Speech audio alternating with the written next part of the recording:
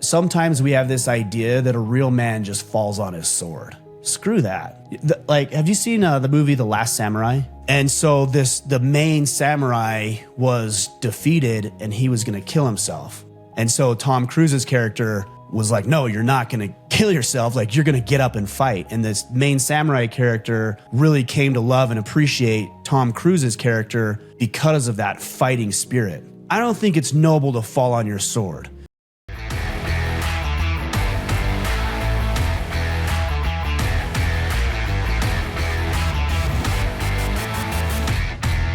All right, guys, look who's finally back. Kipp, good to see you, man. I don't know if you've been gone more or me. Yeah, you've been gone more than me. I went twice. I went 2 weeks without you. You only went one without me. So, all right, you're the slacker. I think that's actually historically true as well. I don't think it's just the last 2 or 3 weeks. I think it's the last 5 years or however long we've been doing this for. It's been a while. I was thinking about how many episodes. I usually make a document with the questions. And the document for today is 300. That's not an exact. Yeah, that's not an exact. Like, I might be off a little bit. Give or take. But yeah, 300 episodes. That's pretty good. Yeah. That's pretty good. We're doing well. You might be finally getting our feet under us. I was going to say, you'd think I'd be better at this by now with 300 tries, but maybe we have to go for, like, what is it, 10,000 hours before you're actually great at something? I guess. I think I'm at about 1,500, close to 1,500 podcast episodes now. So, it's crazy. 300 seems crazy in my mind. I remember doing episode 20. I remember the first episode. Yeah. And it's pretty amazing how far it goes if you just stick to it long enough. Sometimes, though, I wonder, and maybe not wonder, but my personality is one that sometimes gets burned out. And when I do, I have enough discipline to keep doing it because my efforts are so tied to the result that I desire. So my vision is there. Yeah. But I think at times I end up on cruise control. And that's one thing that I don't want to have happen with this podcast or the movement is that you just coast because you're so good at whatever it is you're doing because you've been doing it for a long time that you forget to grow and develop and get better. That's true. But I think that's probably a natural tendency for all of us where if we're not intentional about improving and doing AARs and seeing what we can improve, it's a very natural human instinct to just coast, right? And think about all the scenarios by which we might coast in life.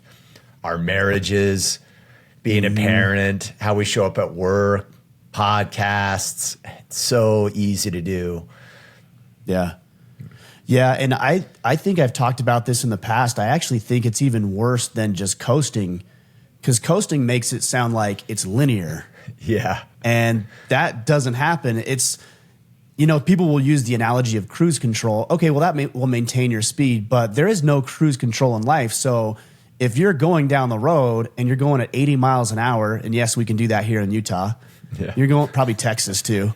You're going down the road 80 miles an hour and you let your foot off the pedal. It's not like you're going to stay at 80 miles an hour. You're going to gradually slow down and eventually come to a halt. So it's not even a coast. It's a gradual decline if you don't stay on top of it and stay vigilant. Totally. How do you, Ryan, when it comes to this podcast and even everything around Order of Man and the Iron Council, not lose sight that it's not an echo chamber? Because sometimes, we've talked about this a little bit, is we get on the podcast, we talk, and sometimes I do question, like, are we really moving the needle here? It feels like we're saying the same things over and over. Yeah. How do you ensure that you stay motivated or just inspired or connected to your vision in a way that you don't fall into that trap of just an echo chamber? Because I know it's not, like, when I think about it, because I get messages and every so often I'm like, holy crap, right? Like, this is really important. But it's hard to keep that on the forefront of my mind and not lose sight of that. Yeah, I think you brought up a really good point. I get so many messages throughout the day from men who are impacted in a positive way by the work we're doing. So it's a constant reminder that we're doing the right things. But I also get a lot of messages from men who are really struggling in their marriage or with their weight or career aspirations. And so I know, man, we need to do a better job serving these people. And I also want to be really clear about something. Obviously, echo chamber has a negative connotation because you're just talking to each other and what you're saying is just being said right back to you. So there's no new stimulus coming in. But people have, at times, and I see this a lot on social media, seem to think that just because you don't want it to be an echo chamber, then you should allow all sorts of ideas into the movement. And that's not true either. Yeah. We can entertain those ideas and we can think about them and ponder them and really decide if they're valuable and if they're virtuous ideas. But ultimately, of course, there's a set of core principles with the Order of Man movement. I made a post the other day about 8 or 9 masculine political positions. And I thought I made a pretty compelling case that I look at it through the lens of protect, provide, preside. Because that's the movement, that's the mission. And everybody said, oh, that's not what it is, this. A lot of people got really upset about it. And my thought is, if you don't agree with it, you're welcome to leave. But these are the core tenets of what it means to be a man. And some people will say, well, that's just your opinion. Of course it is. Who else's opinion would it be? Totally. I started the movement 10 years ago. Of course it's my opinion. Now, I try to make the case for why protect, provide, preside is such a great way to view the lens of life through for men.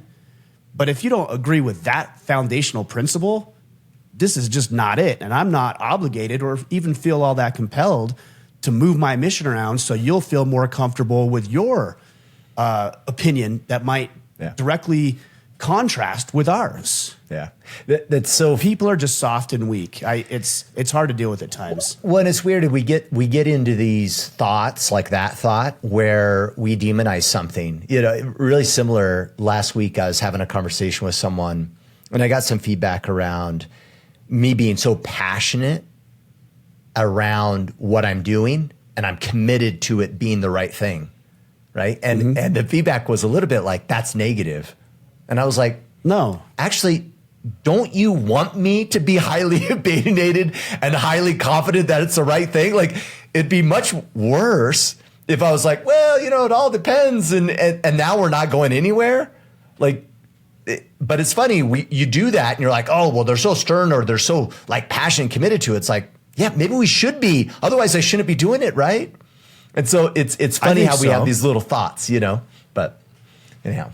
I just think that softness has permeated every little fabric of society. So anytime you say something that might conflict with somebody else's worldview or that might be threatening to themselves or the way they see life, or maybe even potentially even critical of the way that they're living their life, heaven forbid you offend somebody. But being kind and being nice, although I think can be virtuous, are not our highest ideals. They're not mine anyways. Yeah, totally. So they are, being kind is an important thing, but it's not my most important thing. Yeah, not at the sake of other things that are more important.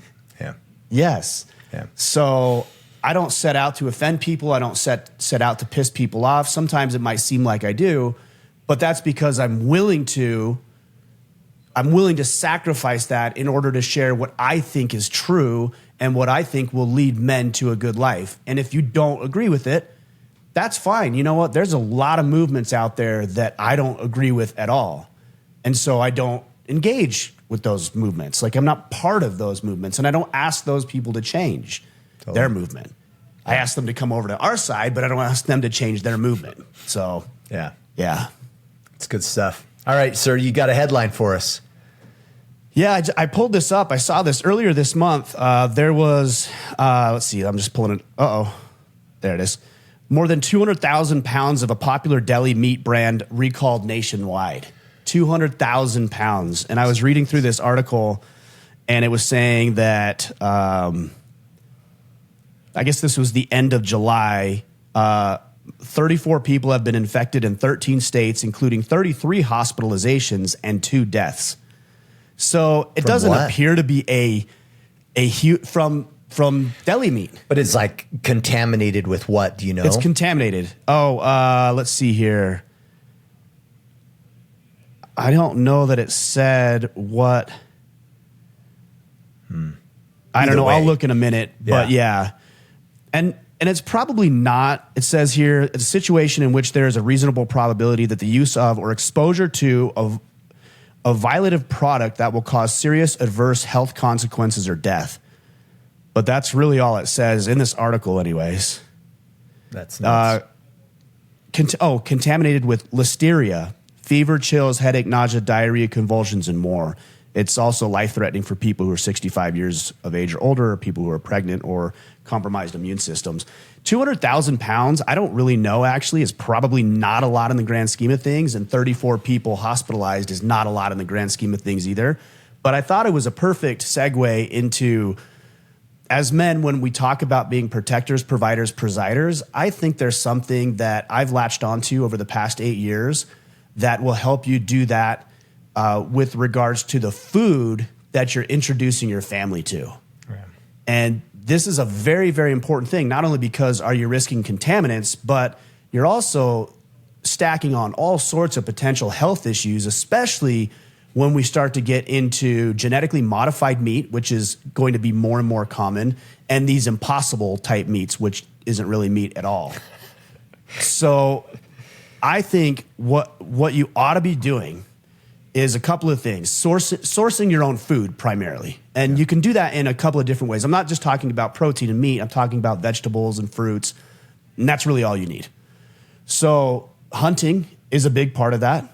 If you guys are not into hunting and want to be, that's obviously going to be a huge way to source healthy, good protein. There's also opportunities if you have land to buy cattle. I realize that's a little bit prohibitive for a lot of people. But you could also go in with somebody, a family member or family members that might have land, and you can split a cow. That's an option. There's also a lot of co-ops that will do this, and then there's other I say little, and they're smaller ranches that are going direct to consumer and cutting out a lot of the middlemen and the processing that takes place with some of these larger companies. The one that comes to mind is Greg Putnam. I had him on the podcast like 2 or 3 weeks ago, and his company is Little Belt Cattle Company, and they're doing incredible things. AJ Richards is another person who I went to Iraq with. He's doing a lot of good work in brokering these small cattle ranches and then delivering direct to consumer. So that's huge. And then the co-op thing also works for fruits and vegetables and or growing your own garden. So I just wanted to take a moment to talk about the importance of sourcing your own food, not only because it could potentially be contaminated, but because your own food is healthy. And also, if food supply chains get cut off, you're in a significantly better position to make sure that your family has food and can sustain some way of life. So there's a lot of reasons why I think it's really important that men start thinking about how to source their own food and make sure those channels are backed up so they can provide for their family the way they need to. I love it. I love it, man. Well, my headline is really similar to kind of what we've been talking about, not losing sight of the vision of what we're about. And that's what I was impressed with RFK's stepping down from running for president, right, and endorsing Trump. I'm not sure if you watched his video where he talks about why he's doing it. And it was I watched some of it, and it was somber. It was really good. Yeah, and it was kind of like I loved it in so many ways. Like the fact that he's like, "Hey, I'm at this age. I probably have 10 years left, until my life's over." And the whole purpose I got on this path to begin with was to drive awareness around health, right? And more or less, he hasn't lost sight of it. And so his pivot is in line with that greater vision and purpose. And I don't know, I was just inspired by the fact that it's super clear. He was convicted in it, and the idea that in life we have to pivot. And back to our earlier conversation, how critical it is that we don't lose sight of what we're about and why we're doing what we're doing. Because it's super simple. I mean, I'm sure even more so running for president, all the opportunities to feel like you get your ego involved and make it about something else. And this guy, in my opinion, very honorably is stepping down, but not deterred from what he's about, and it was awesome. I think it's great. I think it ties in line with what we've talked about a lot too, which is the mission first. Yeah. And there was no path to victory for him at that point. And so putting that mission of health first. It is funny though, because even if he ends up with a cabinet position under Trump, you can sometimes just look at people and know, this is a better person for the job than who might be currently doing it. And that is nowhere more truer than in some of these health ministries and health departments around the world. I just pulled this up because I didn't know the official title, but the Assistant Secretary for Health of the United States Department of Health and Human Services is, first of all, a man that goes by Admiral Rachel Levine, excuse me. He looks like the Penguin from Batman. Yeah. I mean, he's not healthy. Not healthy, obese, clearly mental illness and some mental issues happening here. And this is the director or the secretary, excuse me, for the Health and Human Services for the United States. It's craziness.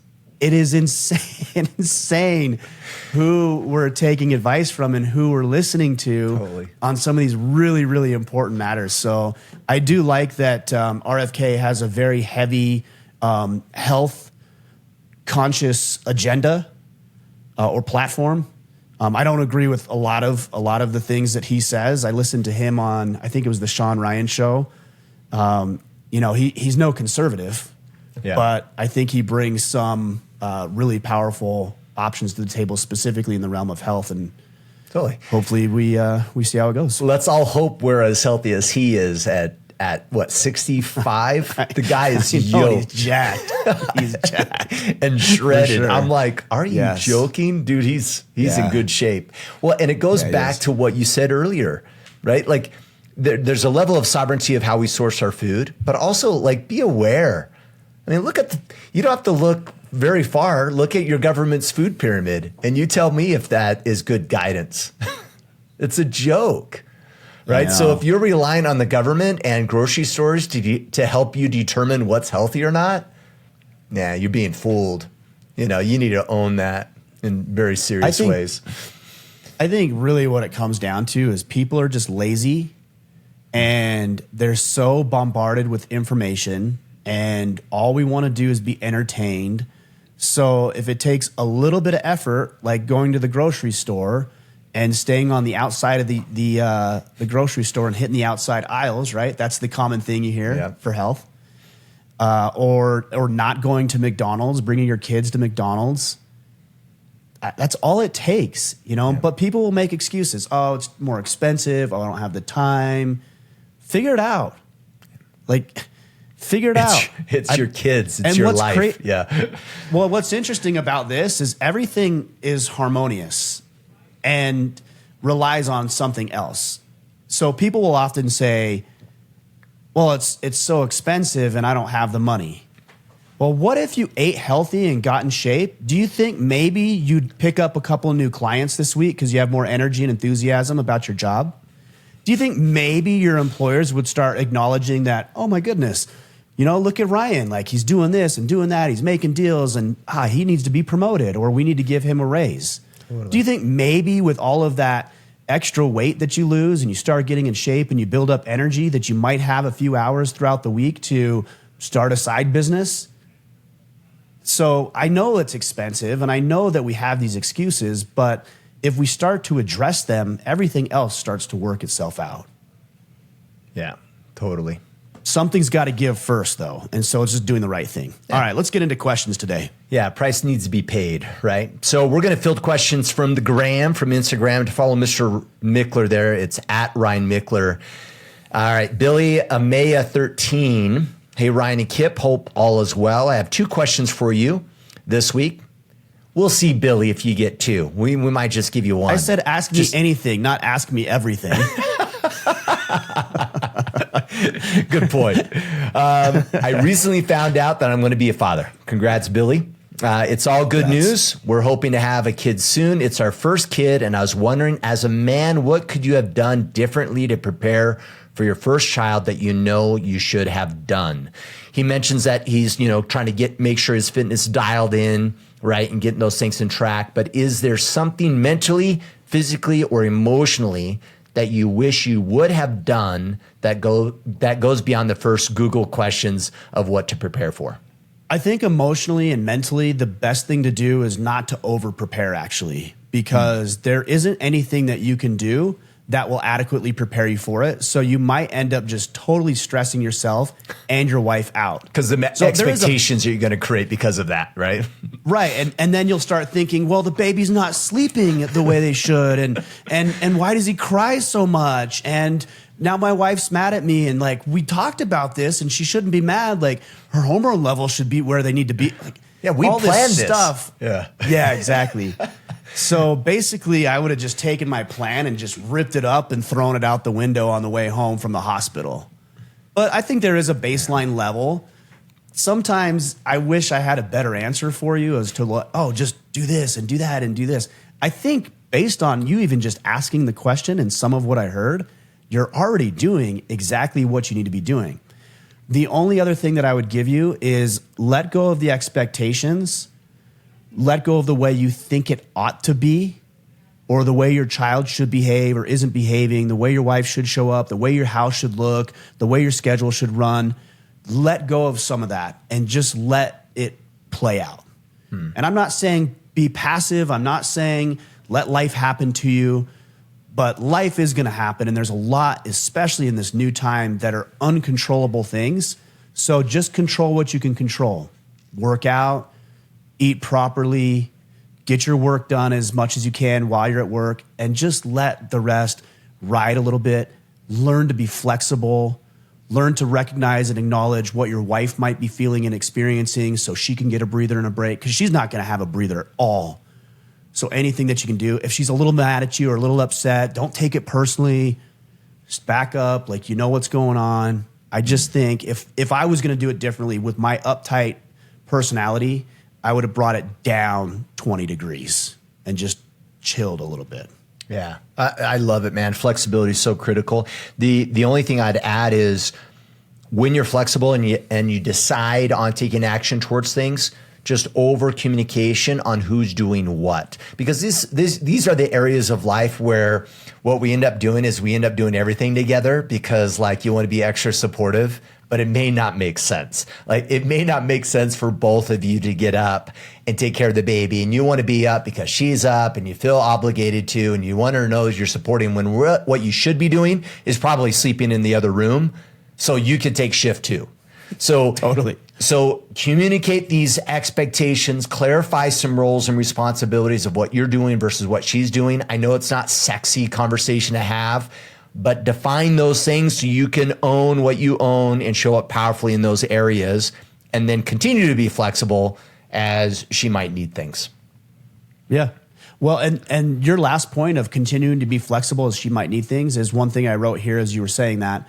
Just make sure you're checking in, because again, if you're over communicating what role goes with where, it may not be exactly right for the first little while. And so you're just trying to like figure it out. So just communicate. If she gets up because she's breastfeeding the baby and you're sleeping in, I promise you she's going to be mad at you, even though you already talked about it. And even though she knows logically it is the right thing, she's still going to be mad at you. Because that's the way it goes. So, but check in. Like, hey, hon, how's this arrangement working? How are you feeling about it? Is there anything I can help out or need to know so we can make sure this works better? So that falls in line with communication as well. But don't just set the expectation or the communication and then never follow up with it. Yeah. All right. I'm Jeff Mitchell. What's your biggest insecurity? Way to just go right in there, Jeff. What's your biggest insecurity?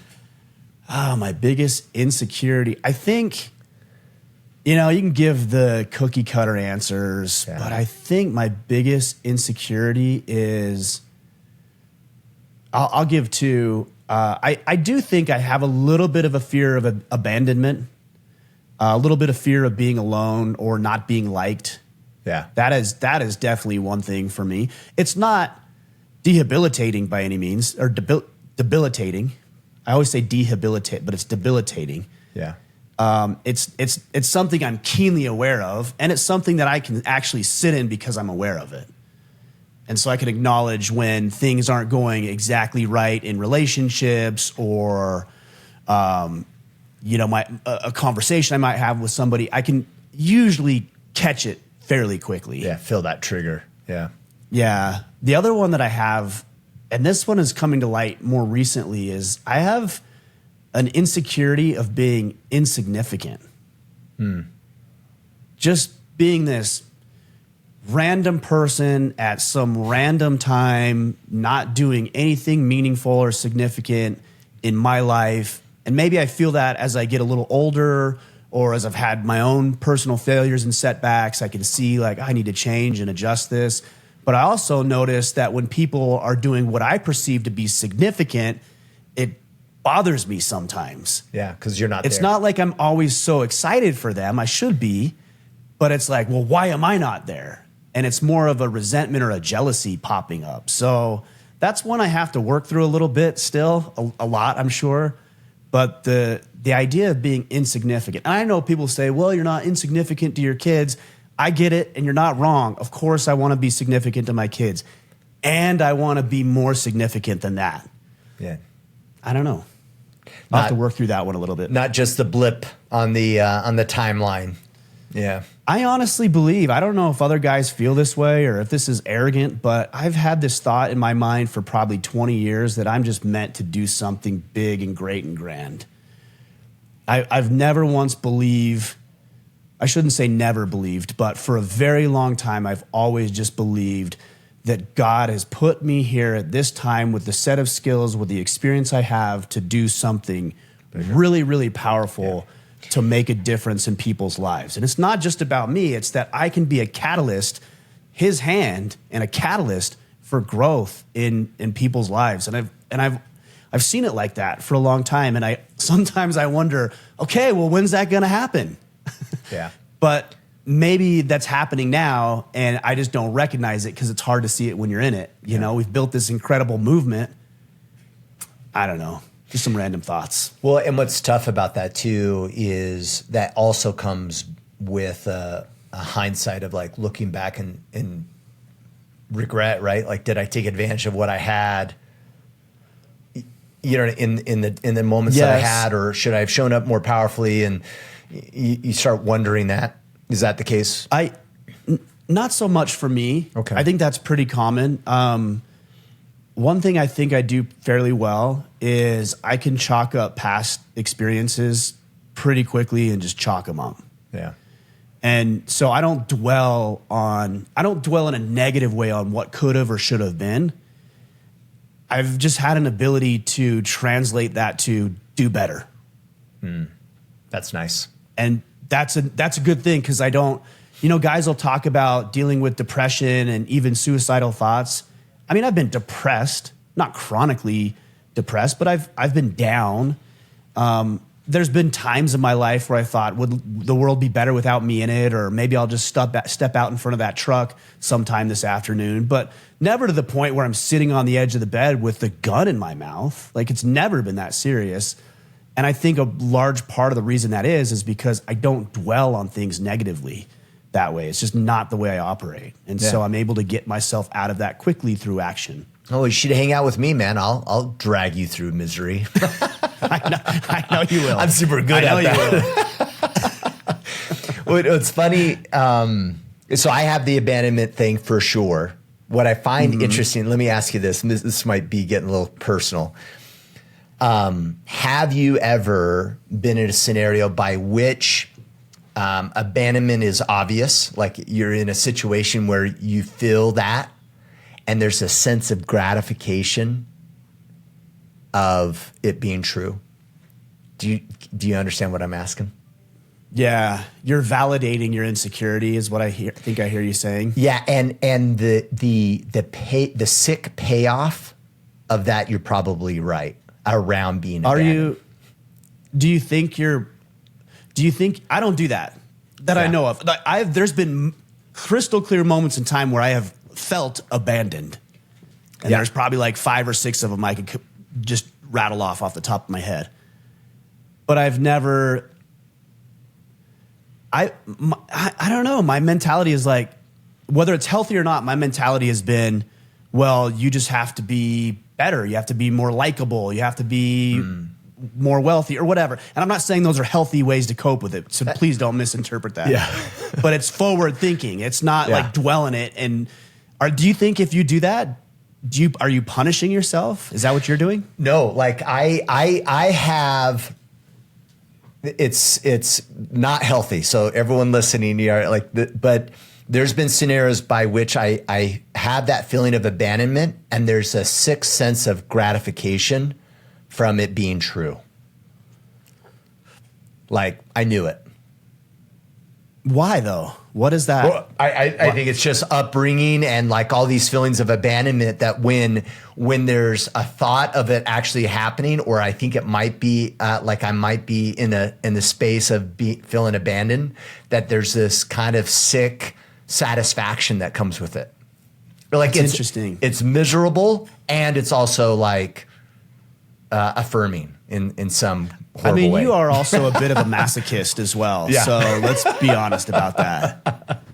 Yeah, it's interesting. So anyhow, that is someone else that's my psycho mentality can is relate to like me. F that.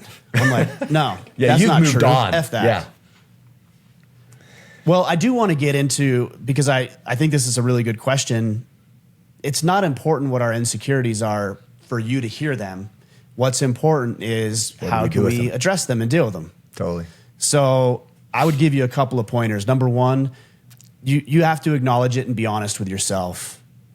And we don't want to do that. I even stumbled over my words sharing some of those things. I even know that about myself, and I still don't want to talk about it and share it because it makes me feel weak and pathetic and cowardly and soft, and I don't want to be any of those things. So it's really trying to understand, and the best way that you can understand what your insecurities are is that when things are going wrong in your life, what about your actions or behaviors is making it worse? Yeah. And that's how you know, because a lot of times you don't know when your insecurities are popping up. No, you know. If things are going worse, it's because your insecurities are dealing with it. So if you're in a relationship and you guys get into an argument and you just decide you're just going to blow up the relationship and step out on her or dump her or ask for a divorce or whatever, okay, that you're making the problem worse than it needs to be. So what is the underlying insecurity?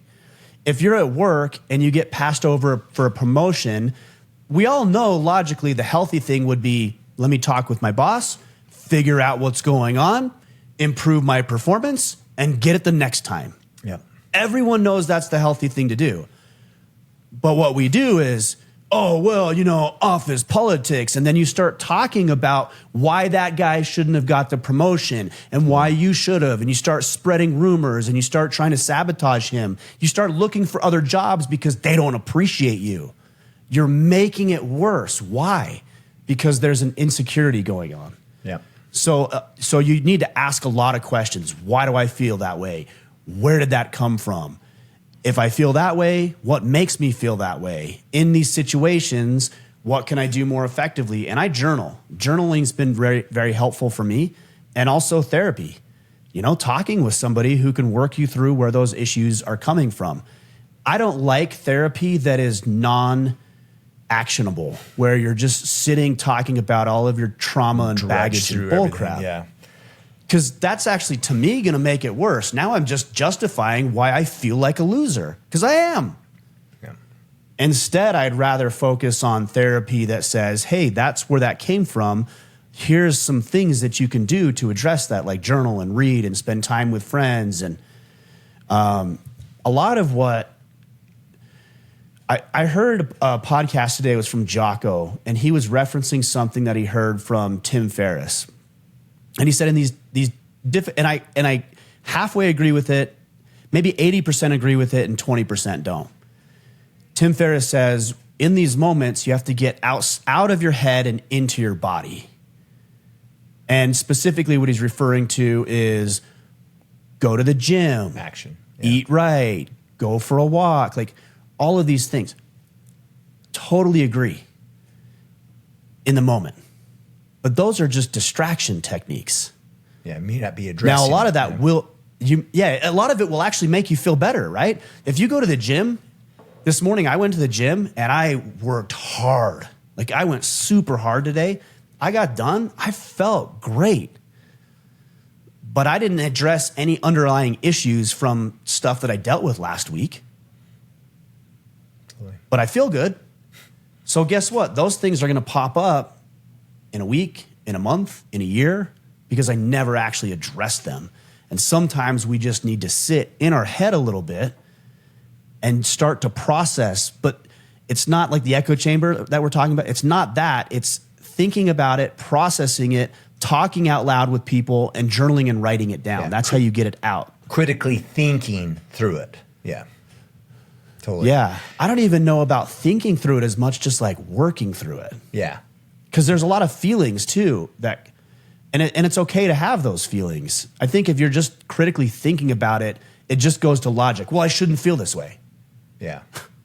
Okay, but you do feel that way. Yeah. And so why let's do address I feel that why way? you actually feel that way. Yeah. Yeah. Not that it's justified or anything else. You know, the one thing, so statistically, by the way, there's been studies that literally just taking action towards something, like addressing it, will immediately put people in a space of empowerment, right? Most victim mindsets where people feel hopeless, it's because they're sitting in the space of this is still outside of my realm of control versus identifying what is within the realm of control and then taking action towards it. And one thing that I've really latched onto is anything by which I'm waiting and hoping for something else to happen. That's kind of like that's an area that needs to take some action. And I don't know if it was on a previous episode a couple of weeks ago, but I had this thought and I've been thinking about it more and more of late. The correlation between my ability to have empathy towards others gives me the reps to have more empathy towards myself. And I really think that people that are not very empathetic generally are not empathetic even with themselves.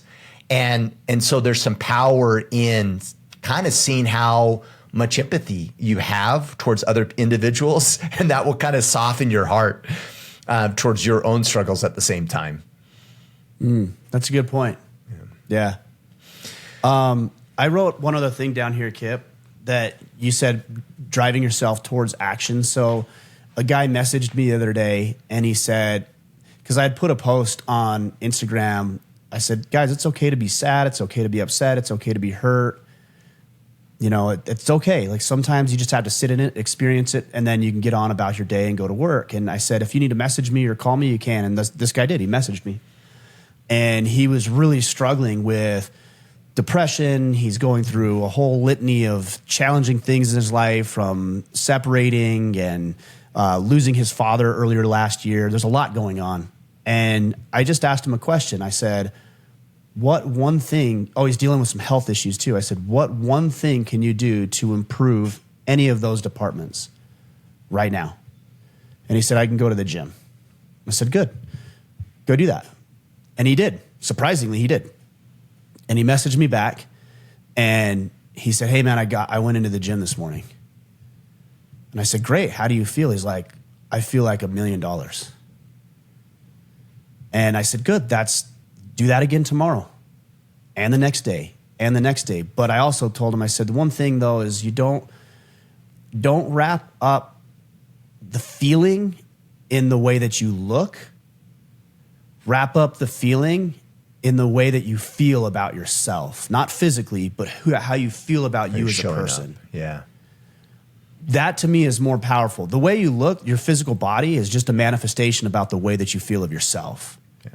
And when it comes to building confidence, for example, it's not getting the date with the hot woman. It's not the six-pack abs. It's that you prove to yourself that you could do something that you were either afraid of or procrastinating or lazy about. Mm-hmm. or weak over. It's that you're proving that you can actually overcome hard things. And then the result is just the manifestation of you overcoming the challenging thing. Yeah. So wrap up the identity in the fact that you're disciplined, you're strong, you're courageous, you're bold, you're assertive. The results will take care of themselves. Yeah. Yeah. I love that. All right. Metallica Tekka. What age is too late to start a family, or is it ever too late? Yeah. I would say it is too late, but there's some biology, some like biology, sure. Not so much for men as it is for women, though. That's but true. Sure, there's some biology. But my answer is, yeah, it's too late if you start thinking about what your life will look like in 10 years. Because right now you're thinking, let's say you're 65 years old. I don't know. Let's just say you're 65 years old. And you're like, I'd really like to have a kid. Well, that might sound okay, right? Like today, based on the way you feel today. But in 10 years, he or she is going to be in dance and sports and school and have friends. And you got to run them here and run them there. You might be dead. This and do that. And you're going to be 75 or dead. Yeah. So I think there's a little pre-planning when it comes to building a family is, okay, this seems reasonable now. In 10 years, am I going to want to have a 10-year-old? If the answer is, yeah, I could actually see that. Like, I could see coaching his teams or going to her dance recitals. I could see playing in the yard together. I could see teaching them after school. And you could actually see yourself being a good and engaged father at that age, 10, 20 years from now. Then I think, sure, entirely appropriate. Yeah. Yeah. I also think there's something to be said for starting a family young, too. You're young and everybody's learning and growing together, and you've got the energy and the stamina, and you're excited, and you don't have as many responsibilities as you do when you get older. And then by the time you do get a little older, kids are now going to be moving out of the house, and you're going to have your house back with your wife, and then grandkids are going to show up. You're still fairly young. Maybe you're 60, 65 years old. You still have energy to play with the kids and the grandkids. Not to mention just the tremendous growth that comes from raising kids. Yeah. I can't think of anything that could help you become a better man than raising a child. But I will say as a caveat, don't do it just because you want to become a better man. Like, actually have a good motive for doing it, knowing it's going to help you realize your full potential. Yeah. Yeah, totally. All right. Rough Sea Sailors Club. Is struggling through a job you hate for the family noble, or is it just setting a bad example for your kids? It's both. It's both. Like, this is a false dichotomy. Is it noble to struggle so that you can put food on your kids? Of course. Who would say that isn't? Yeah. Like, we've all done work that we hate in order to realize benefits for our family, and that's noble. And also, you don't have to do that. You're not required to do that. Now, you might not be able to change that today, but I think if you're in a dead-end job that's miserable, that you hate, if you're not thinking about how to improve your career over the next 1 year, 2 years, 5 years, 10 years, that's not noble either. Yeah. That's being weak. It might be being cowardly, and we don't want to be that.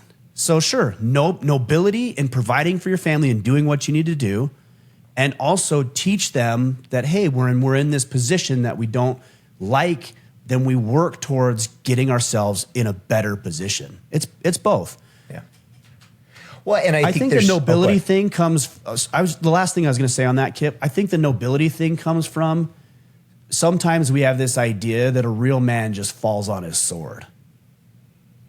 Screw that. Yeah. Have you seen the movie The Last Samurai? Yeah, great show. I love that movie. And the main samurai, and I don't know if this is historically accurate about the way they see things. I mean, obviously the movie's not, but the way they view it is that killing yourself after defeat is honorable. I don't know if that's really the way samurais feel or if that's just what was portrayed in the movie. And so the main samurai was defeated and he was going to kill himself. I don't think that's honorable at all.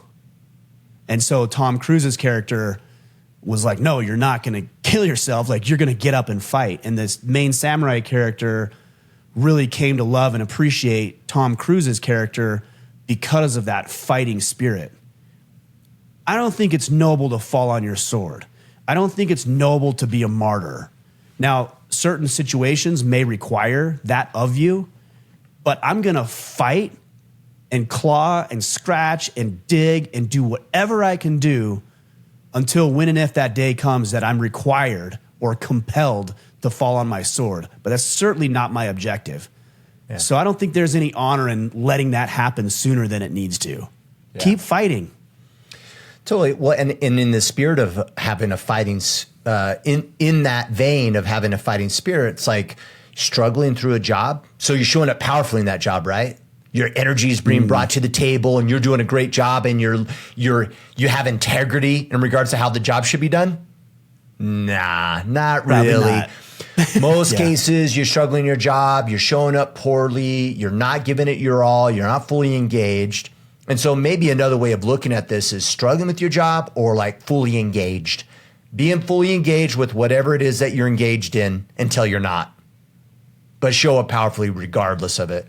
And there's honor in that, even if it's a challenge and a difficulty and a struggle for you. You know what also about that, Kipp?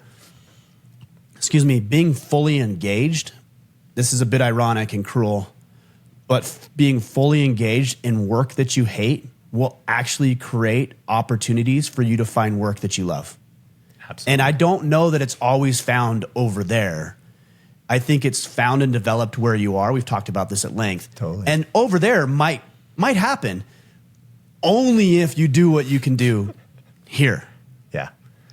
Yeah, it's fascinating to think how often we are looking elsewhere for success and growth, when in reality, all that we need to do is just win where we are and show up powerfully. Yeah. All right, Big Jake HTX. I have two sons. One is 5 and the other is 6. So 5 and 6. What do you feel are 3 vital skills I should be teaching them at this age, 5 and 6? How to work well with others. I think they can start learning those things. Delayed gratification. I think at 5 and 6, they can start to learn that.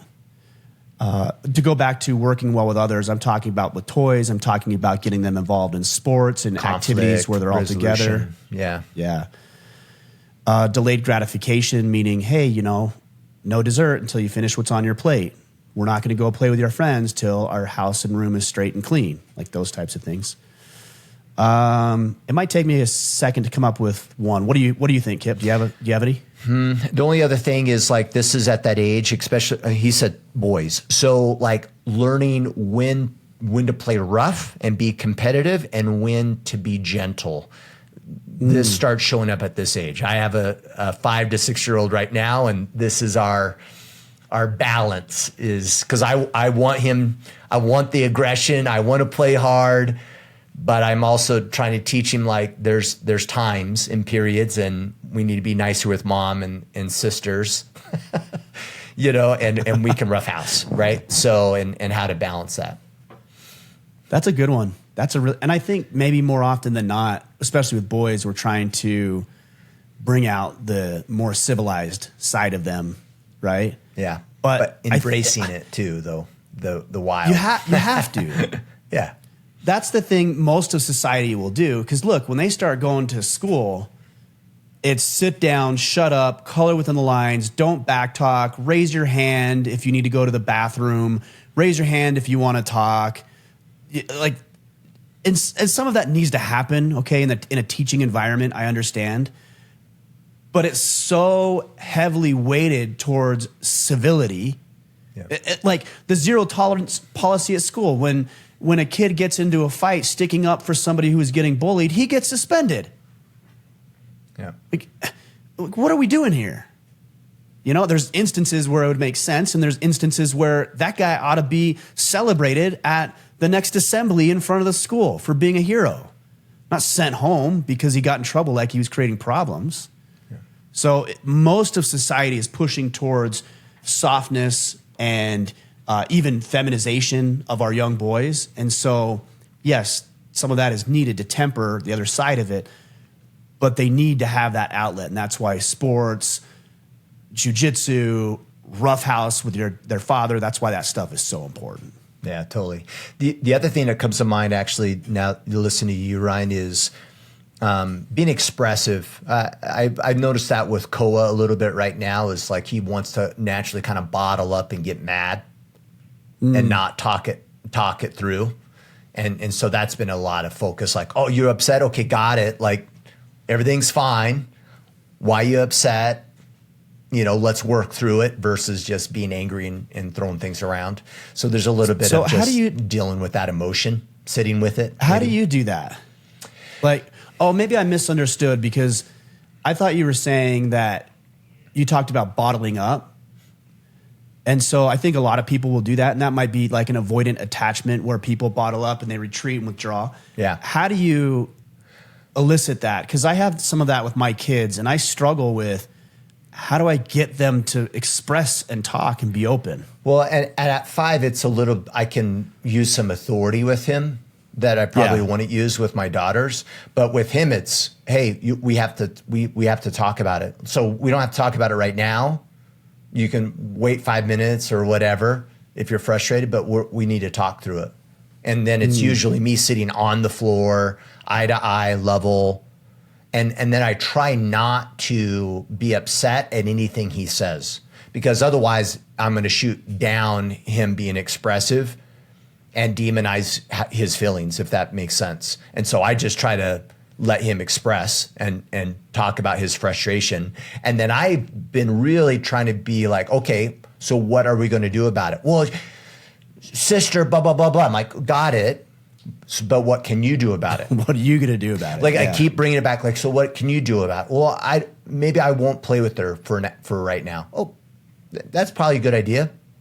You know, like, but it's always back to what are you going to do about it versus let's demonize someone outside my realm of control and let me fester in trying to control people, right? I just try to always move to what are you going to do?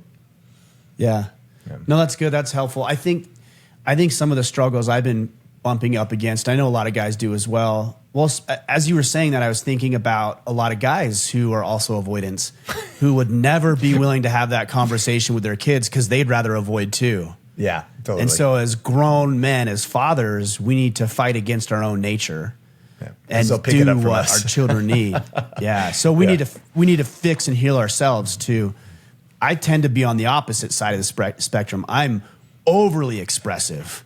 Yeah. And overly anxious. So if there's a problem, I'm like, get in here. We're doing this right now. We can put on gloves if we need to. We can yell at each other if we need to, but we're not leaving until this is resolved.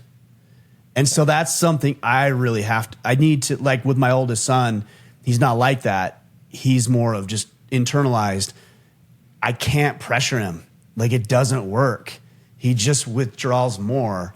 And so with him, it's, what's going on? And he shares, and I'm like, I want to know more. But I'm like, okay, that's cool. And that's it. Like, I just do it in little small segments because I can't push too hard. But it was funny. Somebody had made a comment, and they were taking a jab at me based on something I said on social media. But they did, in quotes, I wonder what Ryan thinks about this issue. Said no man ever. and I thought he was being a dick about it, but I'm like, that's actually pretty good. That's pretty accurate, actually. Good jab. Good jab. Totally. All right. Canellis JR, your thoughts on Project 2025? Do you have thoughts on this? Look, speaking of wondering what Ryan thinks on this issue, I don't have an opinion because I don't know what Project 2025 is. I think it's a 900-page document that the Heritage Foundation maybe put together. I think the person who's Trump. Responsible, well, that's a different story, but that's a political tactic. That's not an actual thing. But I think the individual who put it together, who headed up the project, has been terminated or stepped down. And yes, so the liberal side of the aisle is attaching this to Trump. Even Trump's like, I don't know what it is. Like, I haven't read it. I don't know what it is. I have no idea. So I don't actually have an opinion. My only opinion on the issue is I think everybody ought to just drop the Project 2025 because Democrats are misrepresenting it and Republicans don't even know what the hell it is. So that's my opinion. Yeah, I don't know enough about it. I've been meaning to. I wanted to read it because I thought it was a legit thing, but I haven't. So I don't have an opinion. I don't think anybody. I don't even think the people using it as a political tactic against conservatives have even read it. Yeah.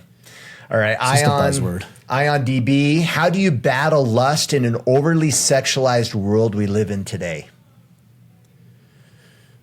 Well, just reduce the exposure to lustful activities. Obviously, pornography is one, but it's so much more than. I mean, you go to the grocery store and you go to check out for the groceries for dinner, and you see People magazine and Us magazine and all these raunchy magazines with women with their slutty dresses on at the Oscars and all this kind of stuff. Yeah. Movies, music. My boys, some of the music I listen to, I'm like, do you know what that means? Did you hear what they just said? Yeah. And they don't. Yeah. My older two know more, but they're being exposed to this stuff, and I think it's really important that we deal with it. I think one of the biggest issues, I don't know if it's the biggest issue or one of the biggest issues, but I think there's an issue with our aversion to talking about healthy sexuality.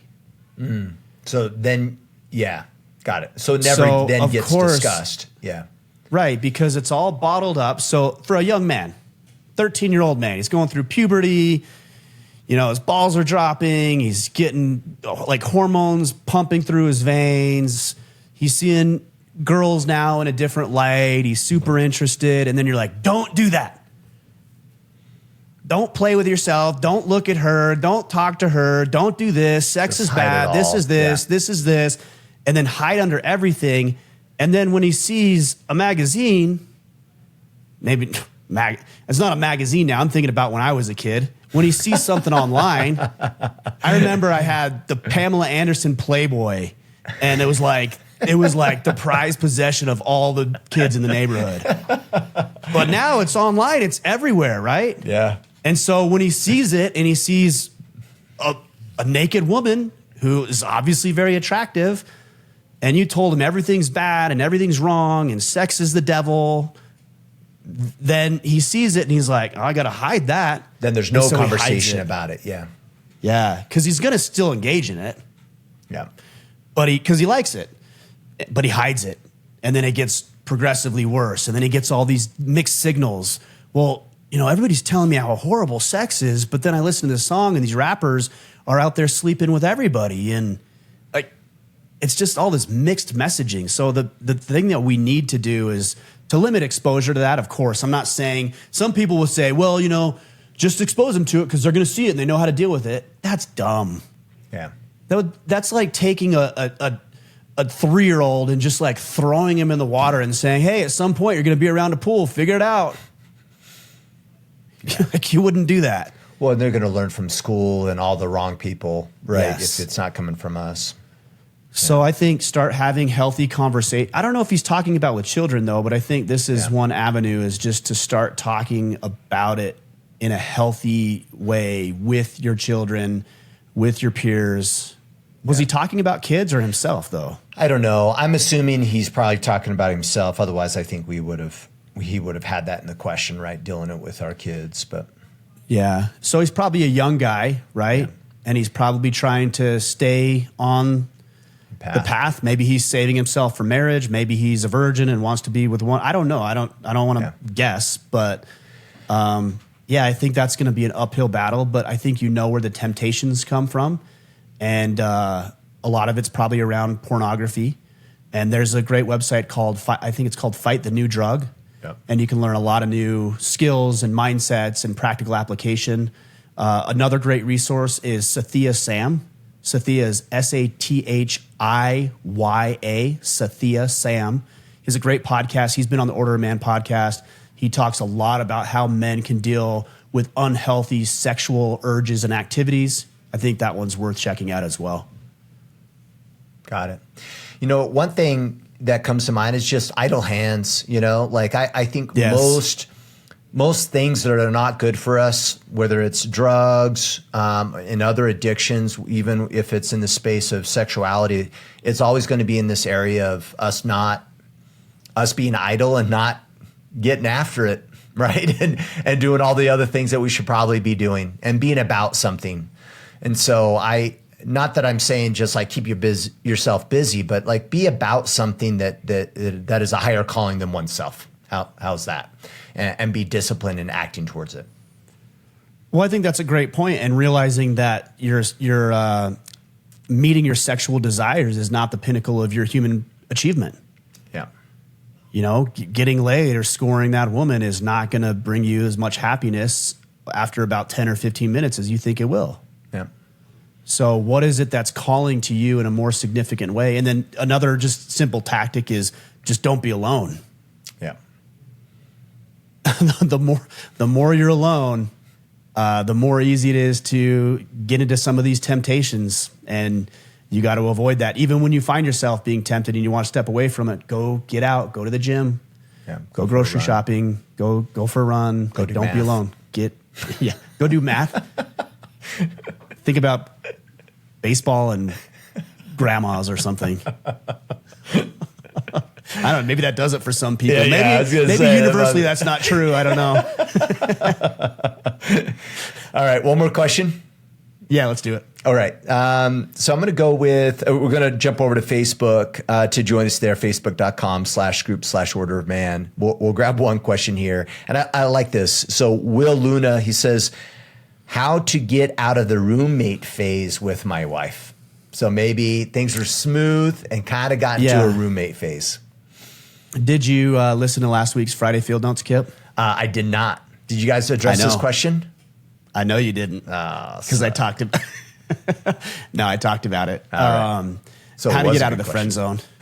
It was a good question. I saw it. I'm like, I actually need to address that because other people have brought it up. But let's hit on it real quick here. Number one, you have to state your intentions. You have to talk with her. Does it say how long Will's been married with his wife? No, nothing. It just let's say it's 10 years. I don't know. Let's just hypothetically, we'll throw that out there. It's been 10 years. You guys have fallen into some habits and some patterns. You know, maybe some kids are in the mix now, and so nights and evenings and weekends are busy. But you're not happy with your intimacy. I mean, that's really what this means, right? Yeah. You're just not being as intimate as you want. So you're not happy with it. You need to express that to her. And so you have a conversation and you say, hey, hon, I don't know if you're feeling it. I'm sure if I'm feeling it, you're probably feeling it too. I feel like we're just so stuck in this rut, and we feel like we're roommates and we're not intimate. It's been a while since we had sex together. Like, I'm not feeling this. I actually don't like this. I'm not going anywhere, and I'm not even using this as a threat. I'm just bringing it to the table because I want to know how you feel about it. And maybe she feels the same way. Maybe she doesn't entirely feel the same way. But regardless of what it is, you just need to start broaching the conversation. It starts with a conversation. Okay, now that's at risk of being. I won't say it. I'm trying to work on the things I say. So it's not going to be a very sexual arousing conversation for her. Okay, I'll put it that way. Yeah. So you actually do need to sexually arouse her. Otherwise, why would she want to have sex with you? So part of that means making yourself somebody who's desirable to her. Are you a man of your word? Are you lean and fit and in shape? Do you have, to your point earlier, Kipp, a vision about where you want to take yourself and your life and the family? Is it compelling? Are you including her? Like, these are all things you can work on. Are you making good income? A lot of people said money doesn't have anything to do with it. Well, then you've never been around women. Yeah. Like, they care about the fact that they can be taken care of. It's not even wrong.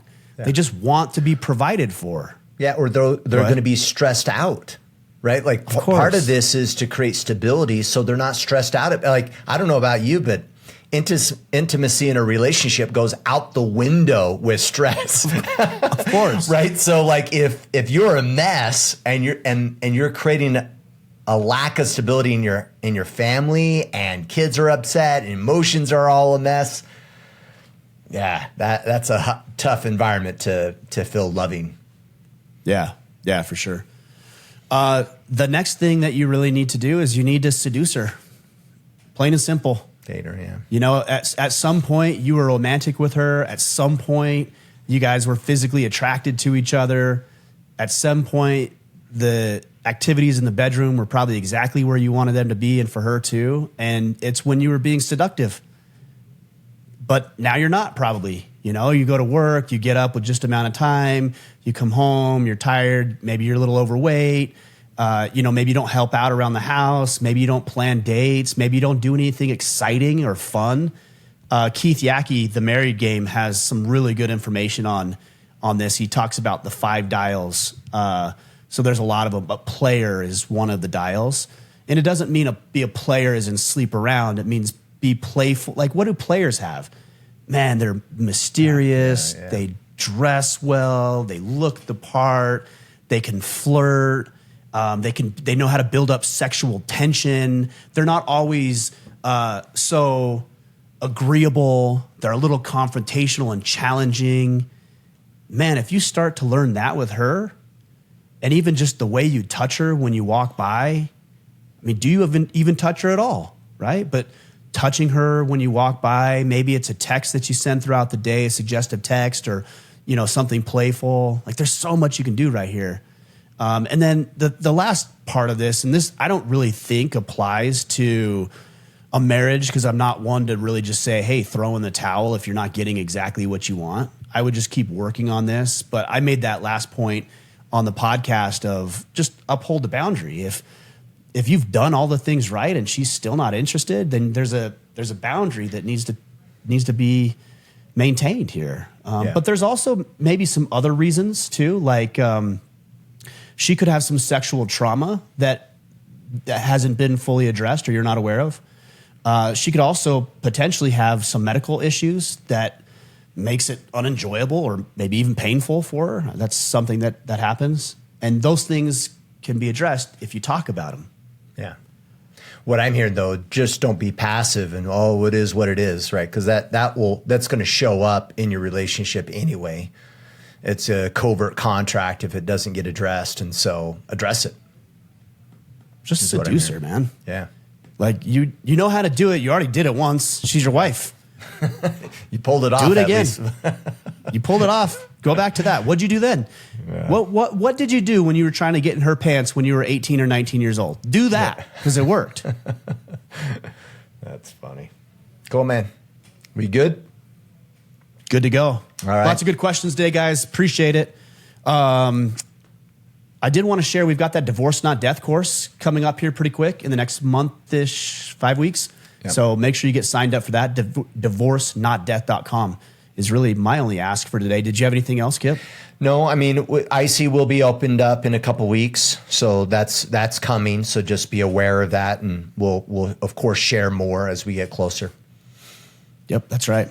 All right, guys, we'll make it a great week, and thank you for the great questions. I know that hopefully not only did it serve you, but I know that through you asking your questions, it also serves other people dealing with the same issue. And that's what we're all about here. It's a mission to reclaim and restore masculinity. So the more that we can share and start talking about these issues and actively working together to deal with them, the better off not only we're going to be, but our families and our communities and this country will be. So continue that fight. Also, we've got in the next month and a half or so, we're going to have a brand new website available. I'm excited about that refresh. Josh Wellman's helping out with that. So we've got some cool and exciting things in the works. So stay tuned. Awesome. All right, guys, we will be back on Friday. Until then, go out there, take action, and become the man you are meant to be.